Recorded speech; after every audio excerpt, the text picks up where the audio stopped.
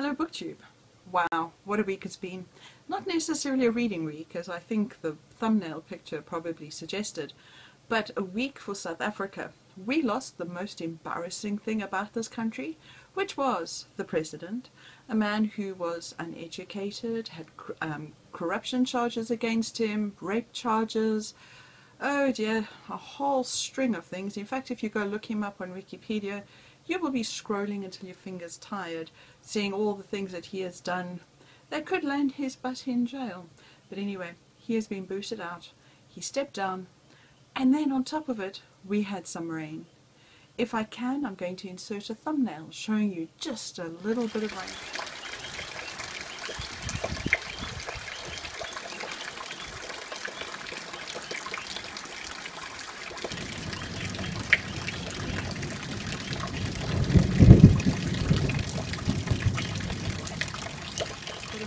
It's not going to make a big difference. I mean, it was great for my lawn, but the dams are still a problem. But at least we've had a little bit of rain this week. 4 days, in fact, maybe in total, maybe 7 hours.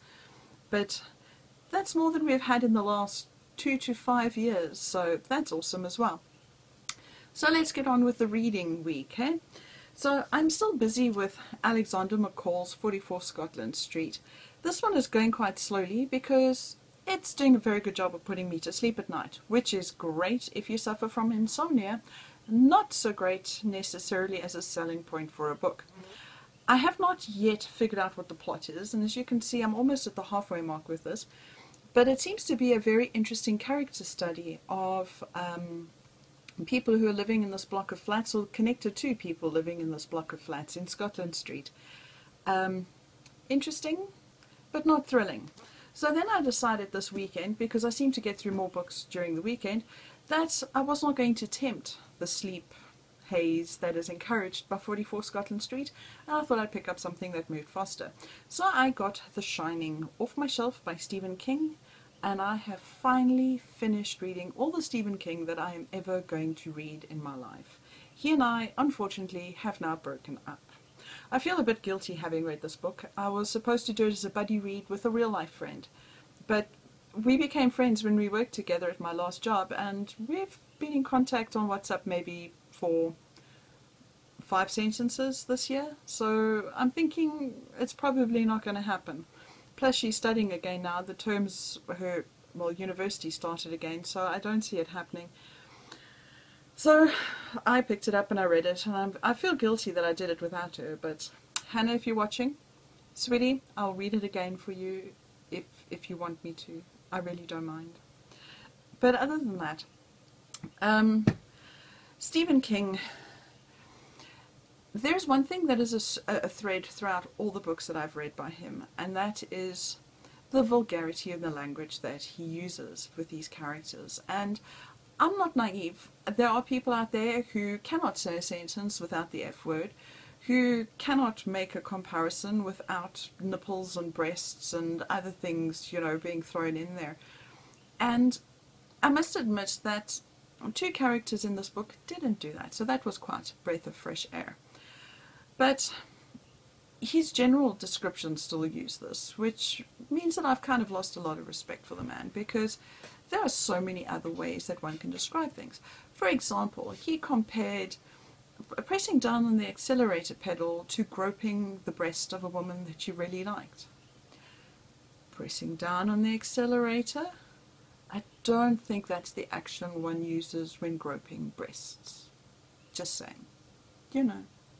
I'll leave the rest to your imagination.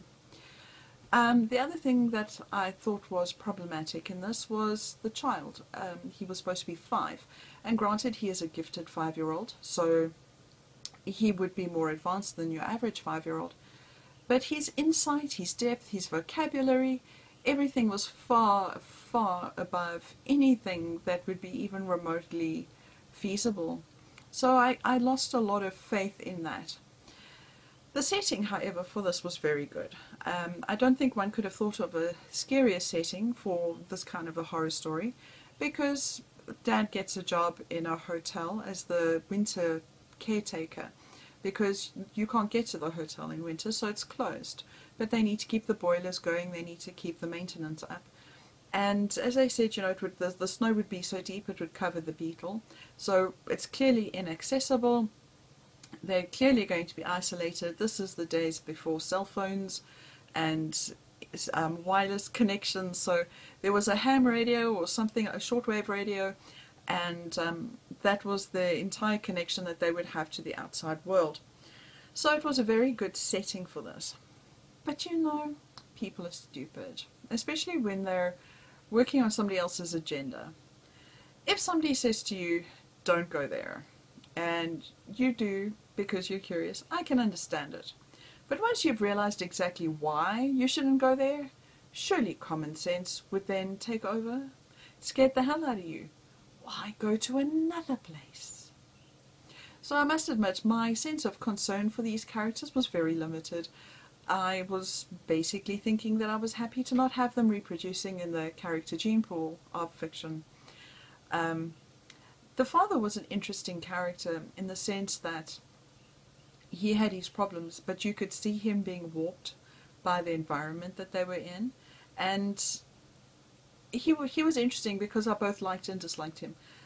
But yeah, Stephen King and I are now finished. It is the end.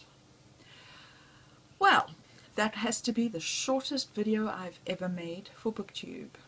Thank you for watching. I will be back next week. Bye.